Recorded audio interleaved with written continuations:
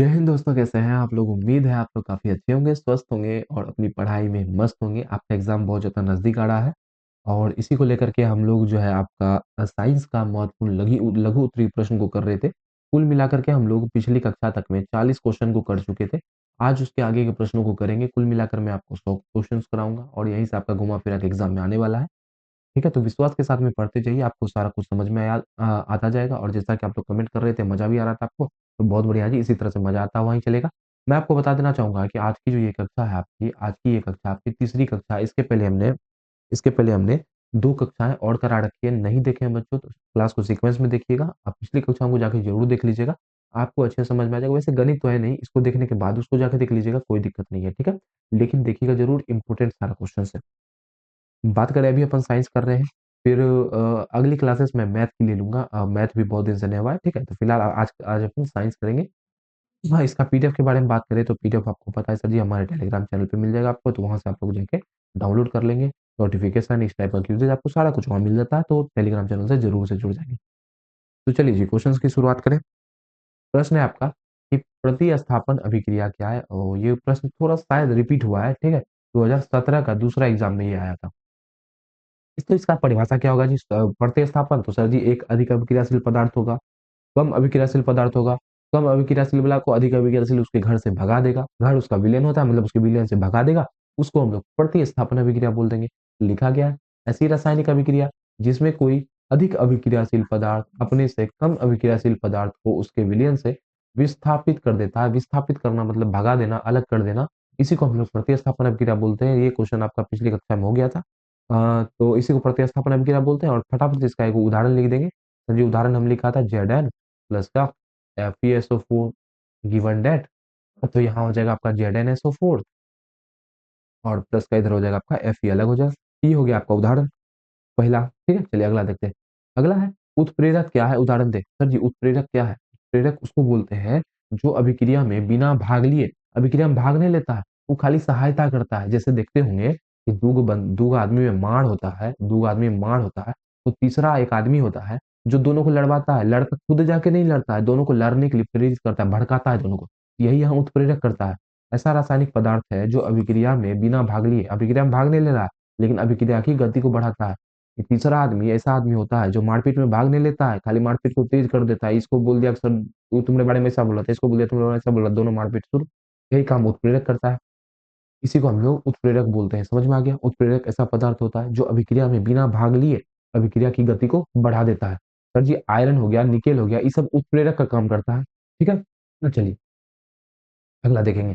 अगला है मेंडलीव की आवर्त सारणी की विसंगतियों को लिखें। मेंडलीव का आवर्त सारणी का दूगो गलती लिखना है, तो सर जी 2 नंबर का है, दूगो लिख देंगे। लिखेंगे निम्नलिखित विसंगतियां, पहला हाइड्रोजन का स्थान दोषपूर्ण है और दूसरा कि बहुत से तत्व में एक जैसा गुण है, फिर भी उसको एक ही वर्ग में रख दिया गया है, जबकि अलग अलग वर्ग के लिए अलग अलग तत्व है। मतलब अलग अलग तत्व के अलग अलग वर्ग बनाया गया।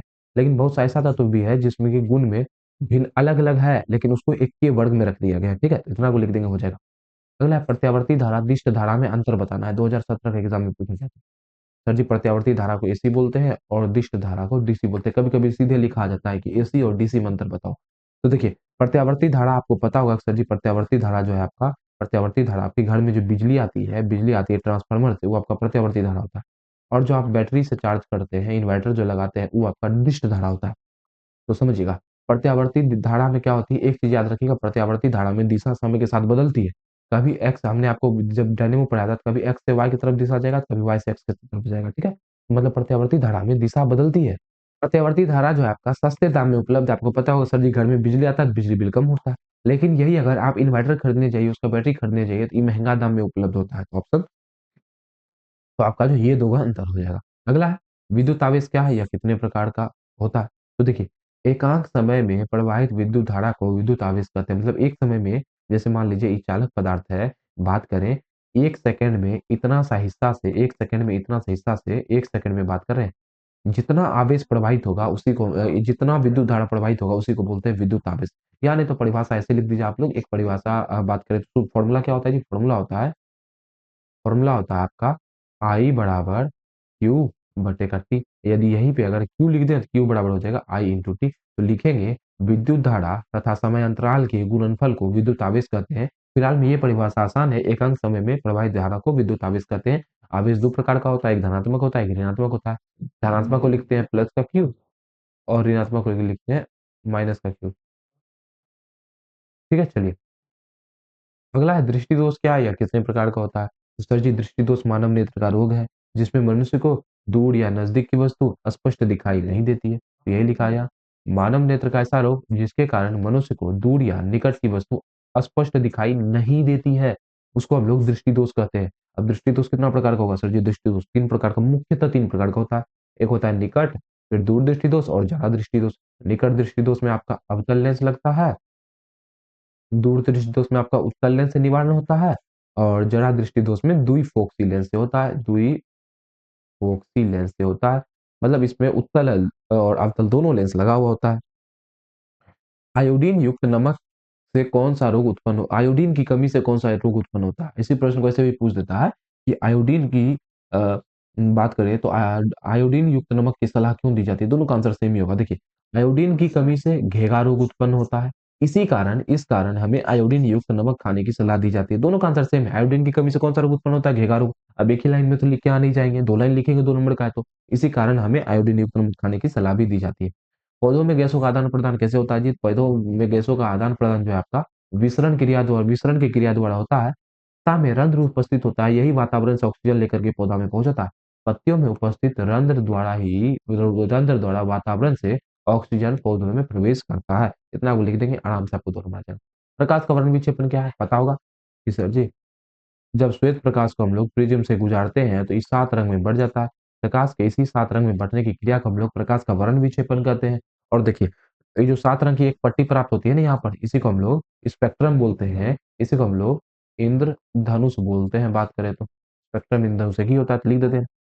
जब श्वेत प्रकाश को प्रिज्म से गुजारा जाता है तो वह अपने सात अवयवी रंगों में विभक्त हो जाता है, बढ़ जाता है। इसी घटना को प्रकाश का सर जी वर्ण विक्षेपण कहा जाता है। इससे सात रंग की एक पट्टी प्राप्त होती है। प्रकाश का अपवर्तन क्या है, इसके कितने नियम है? सर, ये प्रकाश की किरणों का एक माध्यम से दूसरे माध्यम में जाने पर, ये लो भैया मैं बना दो, ये हो गया आपका। ऊपर में मान लीजिए वायु है, इस फिगर आपको बना के दिखाना है, अच्छा नंबर मिलेगा। वायु है, नीचे मान लीजिए आपका जल है। प्रकाश की किरण इधर से आई, अब सर जी यहाँ पर आपको अभिलंब डालना पड़ेगा। सघन से विरल में जा रही, विरल से सघन में जा रही है तो अभिलंब की ओर मुड़ जाएगी। तो यही हो गया आपका प्रकाश का अपवर्तन। ये मुड़ी ना, यही मुड़ने को हम लोग प्रकाश का अपवर्तन बोलते हैं। तो प्रकाश की किरण का एक माध्यम से दूसरे माध्यम में जाने पर उसकी दिशा में परिवर्तन आ जाता है। प्रकाश की इसी घटना को हम लोग प्रकाश का अपवर्तन कहते हैं। इसके कई गो नियम है, नियम भी पूछा है ना कितने नियम है, तो इसके दो नियम में हो गया, बात खत्म। अब नियम लिख के नहीं दिखाने लगना है, दो नंबर का है भैया, इतना लिखे बहुत है। जब पूछेगा ना इसके दो नियमों को लिखे तब लिखना है, अभी नहीं लिखना है, ठीक है? झूठ का समय बर्बाद होगा। अगला है, सोना चांदी तथा प्लेटिनम का उपयोग आभूषण बनाने में क्यों किया जाता है? सर जी, सोना चांदी प्लेटिनम का उपयोग हम लोग गहना जेवर बनाने में क्यों करते हैं? बिल्कुल आसान है भैया। सोना चांदी प्लेटिनम जो होता है, इसका जो है बात करें, ये अभिक्रिया कम अभिक्रियाशील होता है। ठीक है, जिसके कारण ये जो है वातावरण का ऑक्सीजन वगैरह से अभिक्रिया नहीं करता है और संक्षारित नहीं होता है, इसमें जंग नहीं लगता है, जिसके कारण इसका चमक बहुत लंबा समय तक होता है। और चमक की वजह से ही तो इसको धातु में आभूषण में प्रयोग करते हैं। लोहा को क्यों नहीं प्रयोग करते हैं? क्योंकि लोहा सर जी जंग लग जाएगा, उसमें अच्छा नहीं लगेगा देखने में। जो चमकेगा उसी का यूज करेंगे, तो यही कारण है। सोना चांदी तथा प्लेटिनम का उपयोग आभूषण बनाने में किया जाता है क्योंकि यह बहुत धीमी गति से संचारित होता है। इसको संचारित होने में कितना साल लग जाता है, जिसके कारण इसकी चमक काफी अधिक समय तक रहती है। इन सब के अलावा ये औघातवर्धनी एवं तन्य भी होते हैं। औघातवर्धनी मतलब पीट पीट इसको पीट पीट के चादर रूप में बना भी सकते हैं और खींच करके तार जैसा भी बना सकते हैं। तन्य का मतलब हुआ जिसके कारण इसको हम लोग मनचाही आकृति दे सकते हैं। मन की अक्सर जी ऐसा वाला बनाना है, ऐसा वाला बना, जैसा मन करेगा उस आकृति में ढाल देंगे इसको। इसी कारण जो है सोना चांदी प्लेटिनम का उपयोग आभूषण बनाने में होता है। अगला है, विद्युत मोटर क्या है, इसका उपयोग क्या उपयोग है? सर जी, हम विद्युत मोटर लॉन्ग क्वेश्चन में भी डिस्कस कर चुके थे। विद्युत मोटर एक ऐसा यंत्र है जो विद्युत ऊर्जा को यांत्रिक ऊर्जा में बदल देता है। इसका उपयोग पंखा बनाने में होगा, कपड़ा धोने का मशीन बनाने में होगा। जहां जहां सर जी घूमने वाला चीज होता है वहां वह विद्युत मोटर का उपयोग होगा, बात खत्म है। दो चुंबकीय क्षेत्र रेखाएं एक दूसरे को क्यों नहीं काटती है? दरअसल देखिए, बात यह है बच्चों कि चुंबकीय क्षेत्र रेखा जो होती है, इस पर अगर हम लोग स्पर्श रेखा खींचेंगे तो वो चुंबकीय क्षेत्र की दिशा बताती है। अब मान लीजिए दो चुंबकीय क्षेत्र रेखा एक दूसरे को काटेगी तो इस बिंदु पर एक तो इधर वाला भी दिशा हो गया, इधर वाला भी दिशा हो गया। याद रखिएगा, एक बिंदु पर चुंबकीय क्षेत्र का दो मान कभी नहीं हो सकता, एक बिंदु पर चुंबकीय क्षेत्र की दो दिशा कभी नहीं हो सकती है। तो इसी वजह से जो है एक दूसरे को काटेगी तो दो दिशा हो जाएगा, जो कि असंभव है।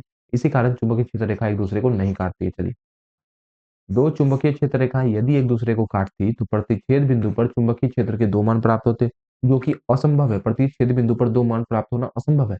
इसी कारण चुंबकीय क्षेत्र रेखा एक दूसरे को नहीं काटती है। उम्मीद है ये क्वेश्चन आप लोग बार बार पढ़ भी रखे होंगे, और जब हम लोग चुंबकीय क्षेत्र वाला चीज पढ़ रहे थे, चैप्टर पढ़ रहे थे, उसको डिस्कस में किए थे। ठीक है, डिस्कस किए थे डिटेल में। अगला है विद्युत फ्यूज की विशेषताओं को लिखें 2016 में। अब विद्युत फ्यूज जो लगता है घर में, उसका क्या विशेषता होता है? सर जी, इसका प्रतिरोधकता अधिक होता है, ज्यादा मात्रा में इसका प्रतिरोधकता होता है, गलनांक कम होता है, और विद्युत फ्यूज उपकरणों को लघु पतन से बचाता है। ये तो पता होगा सर जी, जब भी शॉर्ट सर्किट होता है, लघु पतन होता है, तब जो है आपका विद्युत फ्यूज जो है घर का सारा चीज को बचा देता है। अब इसका गलनांक कम होता है, इसी कारण तनी को ज्यादा बिजली, मतलब ज्यादा बिजली प्रवाहित होता है, सबसे पहले यही टूट जाता है। ये टूटा तो घर का सारा उपकरण बच जाएगा। प्रतिरोधकता अधिक होने के कारण सर जी जल्दी गर्म होकर टूट जाता है। तो ऑप्शन इसका मतलब ऑप्शन बोल रहा हूँ मैं, ये सभी विशेषता है। दो को भी आप लिख दीजिएगा, चलेगा। अपवर्तनांक क्या है, इसकी परिभाषा दे। अपवर्तनांक परिभाषा देना, 2016 में पूछा गया। तो देखिए, निर्वात में प्रकाश की चाल और दिए गए माध्यम में प्रकाश की चाल के अनुपात को हम लोग अपवर्तनांक बोलते हैं। आप लोग इसको पढ़ रखे होंगे, चैप्टर 2 का बात है। निर्वात में प्रकाश की चाल और दिए गए जिस माध्यम में दिया गया उसमें प्रकाश की चाल के अनुपात को अपवर्तनांक बोलते हैं। अब देखिए, जिस माध्यम में अपवर्तनांक जितना ज्यादा होगा उसमें प्रकाश का चाल उतना कम होगा। जैसे बात करें अगर, तो हीरा का अपवर्तनांक 2.42 है। इसमें प्रकाश का चाल सबसे कम है कि नहीं है? है कि नहीं है, बताइए आप ही। अपवर्तनांक ज्यादा तो प्रकाश का चाल कम। अब यहाँ पे एक फॉर्मूला लिख देंगे आप लोग तो अच्छा रहेगा। लिख देंगे अपवर्तनांक बराबर निर्वात में प्रकाश की चाल, निर्वात में प्रकाश की चाल बटे माध्यम में प्रकाश की चाल। हो गया आंसर आपका। ठीक, चलो, ठीक है, तो ये हो गया आपका आंसर। अगला देखेंगे। अगला है प्रतिरोधों का संयोजन क्या है या कितने प्रकार का होता है। देखिए, संयोजन मतलब होता है जोड़ना। यही यही बात है, जब दो प्रतिरोध को जोड़ देंगे, उसको समूहित कर देंगे, उसको लोग प्रतिरोध का संयोजन बोलेंगे। दो या दो से अधिक प्रतिरोध को एक साथ सामूहित करना मतलब मिलाने या जोड़ने की प्रक्रिया को हम लोग प्रतिरोधों का संयोजन बोलते हैं। प्रतिरोध का संयोजन दो प्रकार का होता है।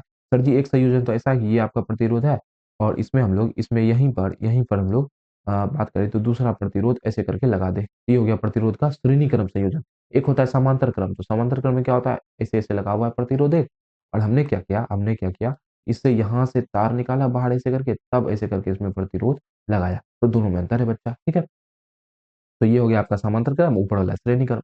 प्लास्टर ऑफ पेरिस का निर्माण विधि एवं उपयोग लिखें। तो sir ji, plaster of Paris, POP जिसको बोलते हैं हम लोग, जिप्सम को 120 डिग्री सेल्सियस ताप पर गर्म करने पर प्लास्टर ऑफ पेरिस का निर्माण होता है।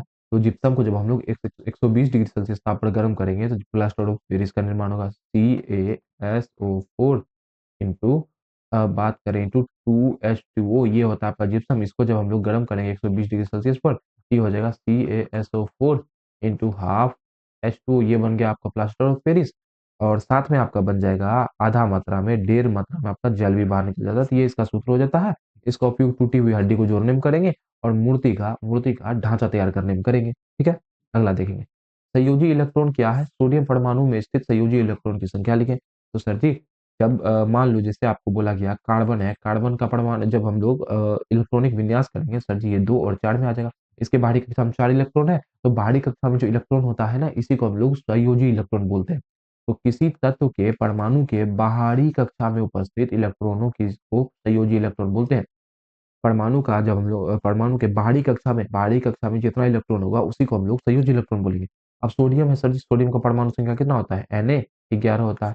तो इसका इलेक्ट्रॉन विन्यास करेंगे 2 8, एक होगा तो बाहर में एक होगा, तो इसका इलेक्ट्रॉन ही इसका बाहर के कक्षा में एक इलेक्ट्रॉन है, तो इसका संयोजी, तो इसमें एक संयोजी इलेक्ट्रॉन होगा। इस तरह से बोल सकते हैं। अगला है अवतल दर्पण का 2 उपयोग लिखना है। सर जी, दाढ़ी बनाने में और डॉक्टर द्वारा दांत देखने में, तो बताने वाला प्रश्न नहीं है, आराम से कर लेंगे। ऐसी दो धातुओं के नाम लिखें जो प्रकृति में मुक्त अवस्था में पाई जाते हैं। मुक्त अवस्था मतलब ई जो है किसी यौगिक के साथ में नहीं पाया जाता है, और बात करें तो जो अभिक्रिया लेट से करता है वही यौगिक के साथ में नहीं पाया जाएगा। तो सोना हो गया और एक प्लेटिनम हो गया, ये दो धातु ऐसी है जो प्रकृति में मुक्त अवस्था में पाई जाती है, मतलब किसी यौगिक के साथ में नहीं पाई जाती। ठीक है, जैसे अगर आपका आयरन का बात करें तो ये हेमाटाइट में मिलता है ना, हेमाटाइट एस है, तो इस सब में मिलता है। इसी तरह सोना चांदी किसी में नहीं, सोना और प्लेटिनम ये सब किसी में नहीं मिलता है। ठीक है, तो मुक्त अवस्था इसी को बोलते हैं। तो आज भी अपन कुल मिलाकर के 20 क्वेश्चन किए, और अभी तक मैं आपका कुल मिलाकर के 60 क्वेश्चन बच्चों कंप्लीट हो चुका है एग्जाम का। बात करें साइंस का तो ठीक है, डेली 20-20 क्वेश्चन पढ़ रहे हैं अपन। डेली क्लास को किया कीजिए, आपका कैसे कब आपका 100 क्वेश्चन हो जाएगा आपको पता भी नहीं चलेगा, और आराम-आराम से आपका सारा क्वेश्चन भी कंप्लीट हो जाएगा। बाकी आप लोग और सब्जेक्ट पे फोकस कीजिए, साइंस मैं देख लूँगा, गणित मैं देख लूँगा। गणित मैंने पहले भी बहुत सारी कक्षाएँ कर रखी है, उसको जाकर के ज़रूर से कीजिएगा, ठीक है? उम्मीद है आज की ये कक्षा आपको पसंद आई होगी। क्लास को एक लाइक कर देंगे, चैनल को सब्सक्राइब कर लेंगे और एक शेयर भी ज़रूर से कर देंगे। तो मिलेंगे आपसे अगली कक्षा में। अगली एक कक्षा अपन गणित की रख लेते हैं, अगली कक्षा अपन मैथ की कर लेते हैं। बहुत दिन से अपन सिर्फ साइंस साइंस ही कर रहे हैं, तो अगला एक जो है अपन मैथ कर लेंगे, ठीक है? तो मिलेंगे आपसे अगली कक्षा में इसी के आगे के क्लास के साथ में। तब तक हँसते रहेंगे, मुस्कुराते रहेंगे। जय हिंद, जय भारत।